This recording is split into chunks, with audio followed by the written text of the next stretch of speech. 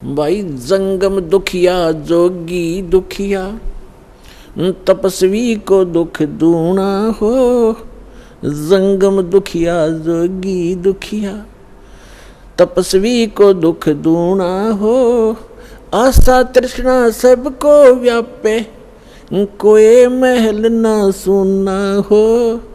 कोई महल ना सुना हो, तंदर सुखिया कोई ना देखा।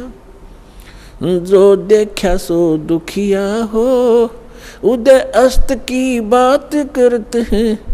मन सबका किया विवेका हो, सबका किया विवेका हो।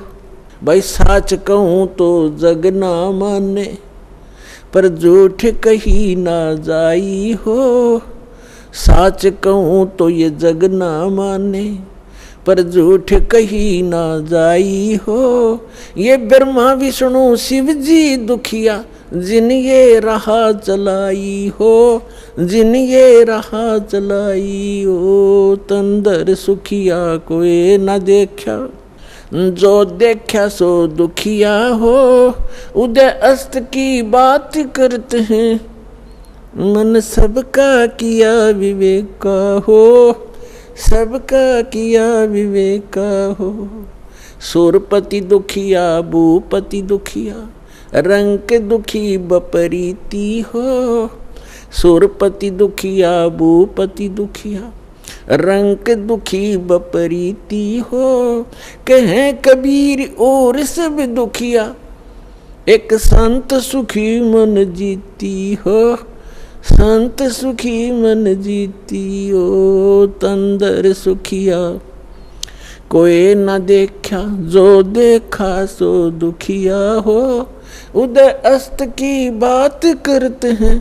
मन सबका किया विवेका हो, सबका किया विवेका हो। सुरपति दुखिया भूपति दुखिया, रंग दुखी बपरीती हो।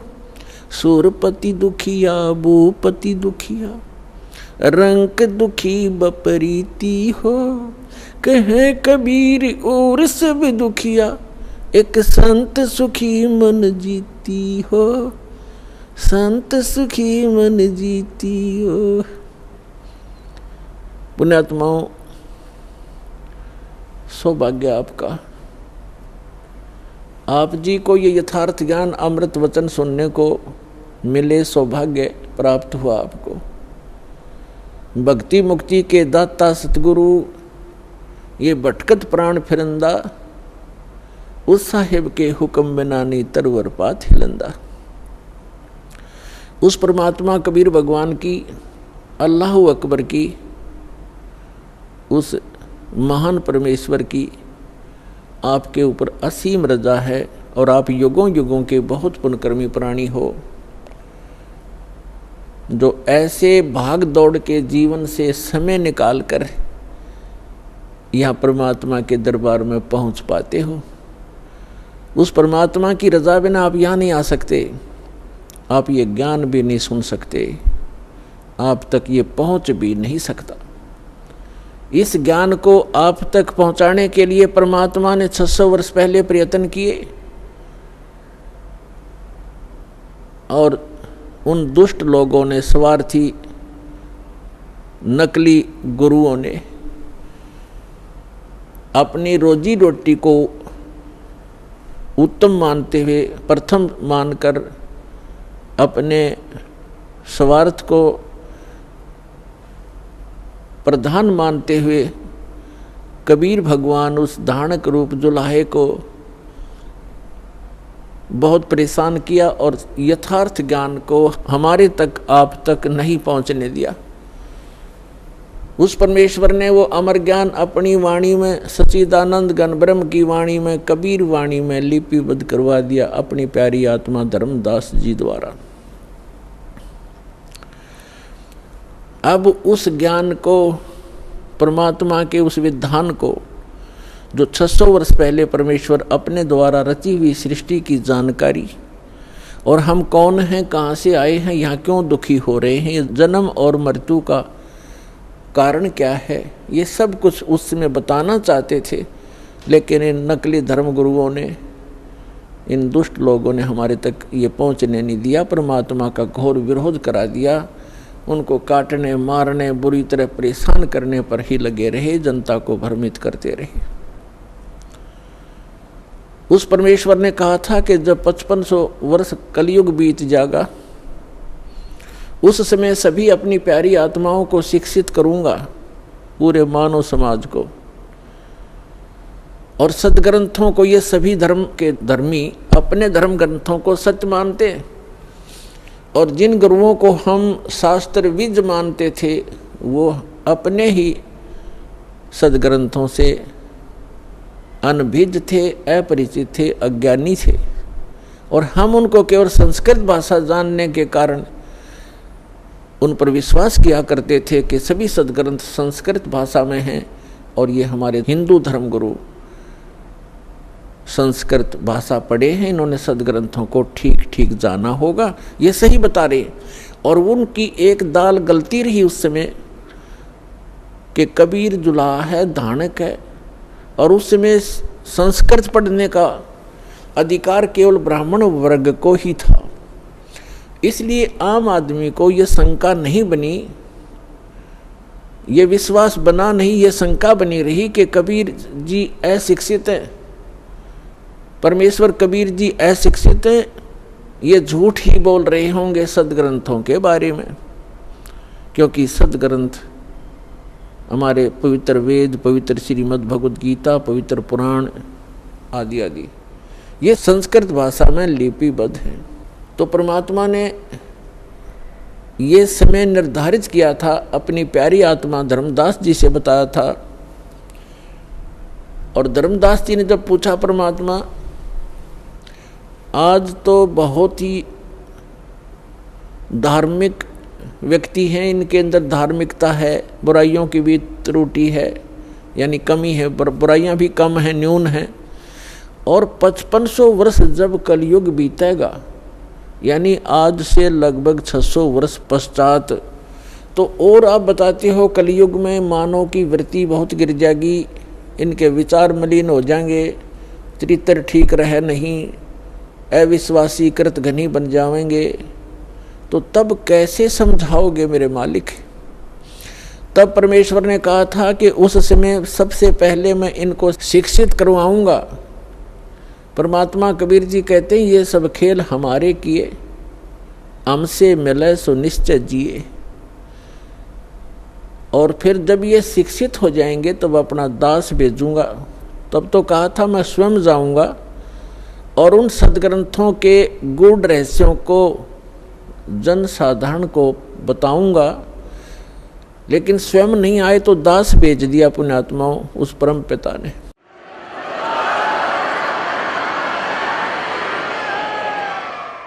और आज आप देख रहे हो ये इलेक्ट्रॉनिक सिस्टम, इलेक्ट्रॉनिक उपकरण, इंटरनेट सिस्टम, ईमेल, प्रोजेक्टर, ये सीडी, डीवीडी, पेन ड्राइव, जो भी ये टेक्निक परमात्मा ने, ये जो भी टेक्निक है उस परम पिता कबीर भगवान की दी हुई है मानव को। ये मानव सत्र की सोच नहीं, ये सत्कर मान लेना। अगर ये मानव की सोच होती तो लगभग 40 लाख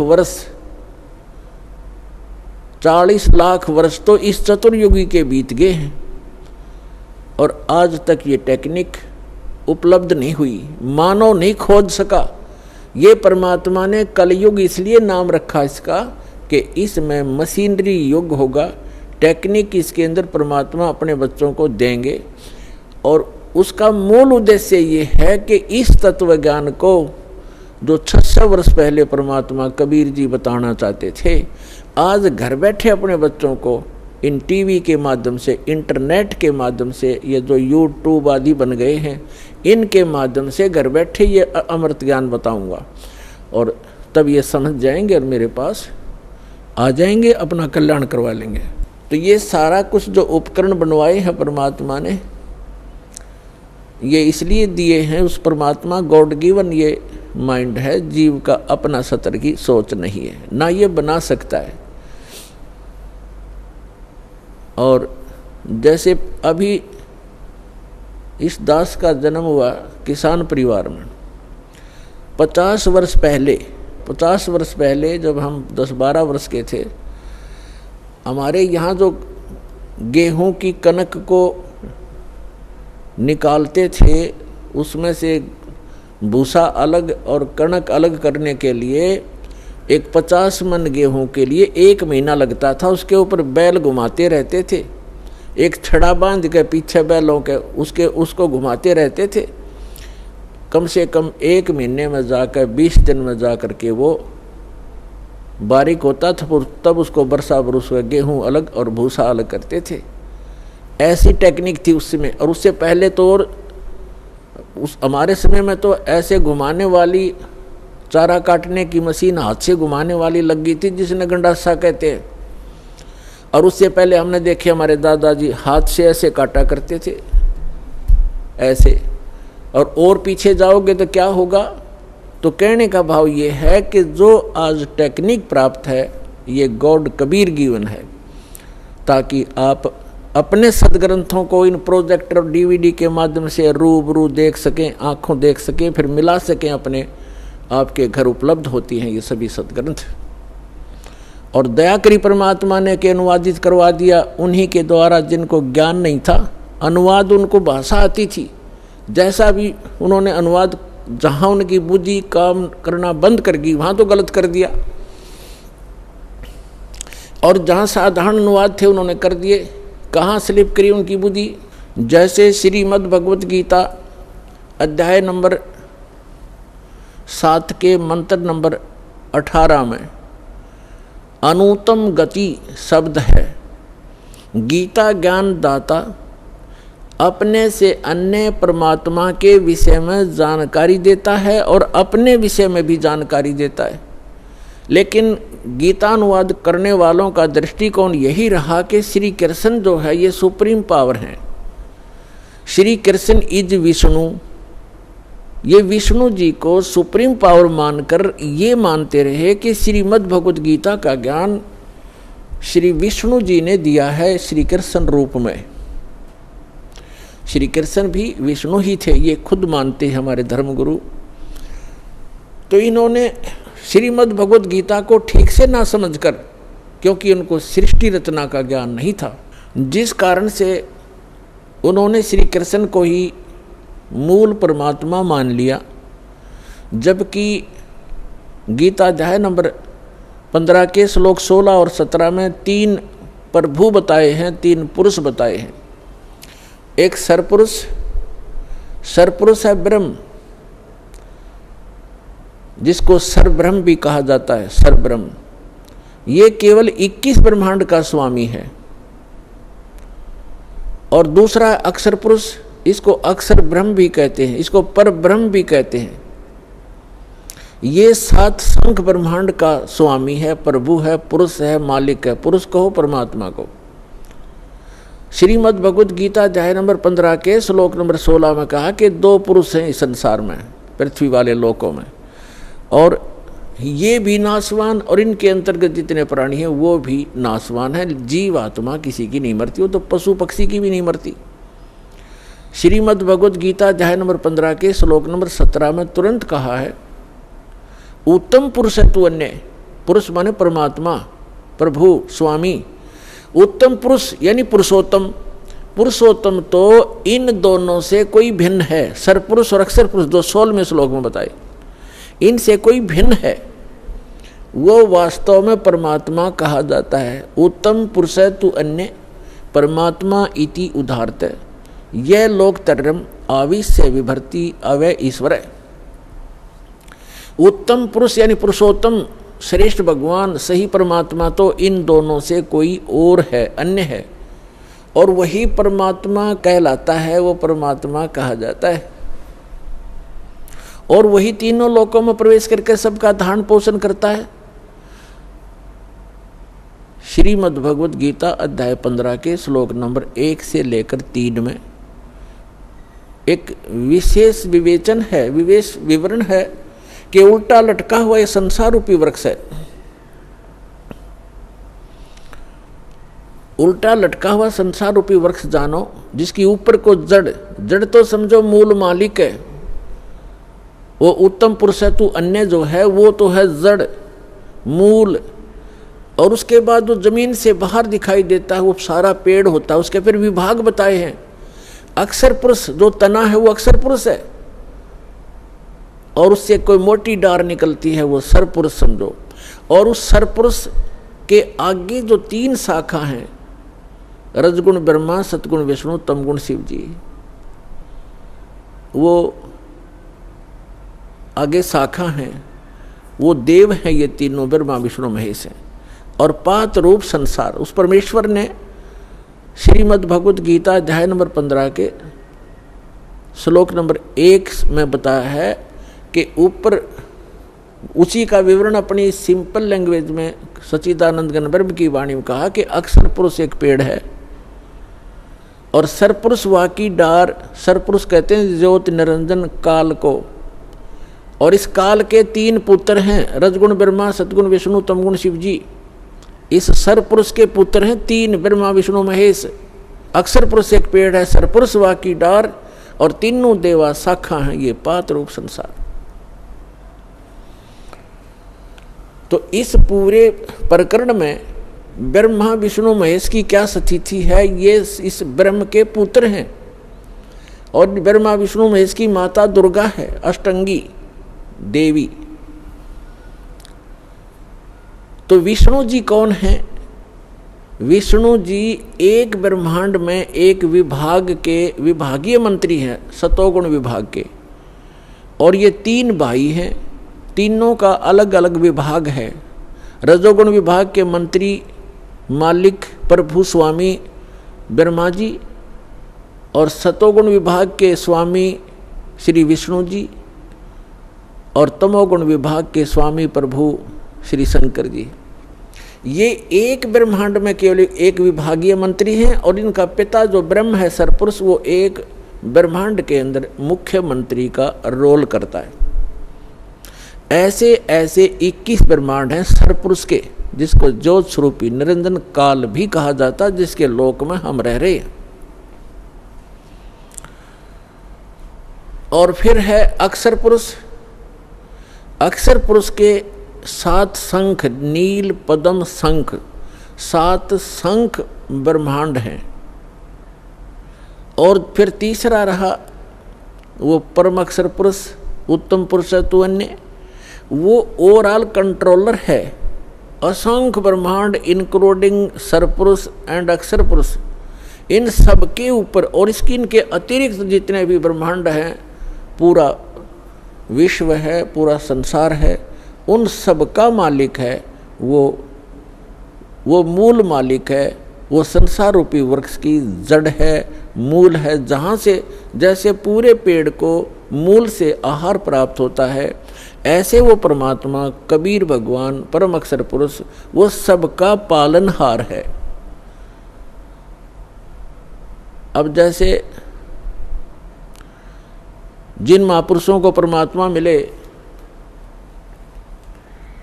उनमें से एक आदरणीय गरीबदास साहिब जी, गांव छुड़ानी, जिला झज्जर वाले हैं।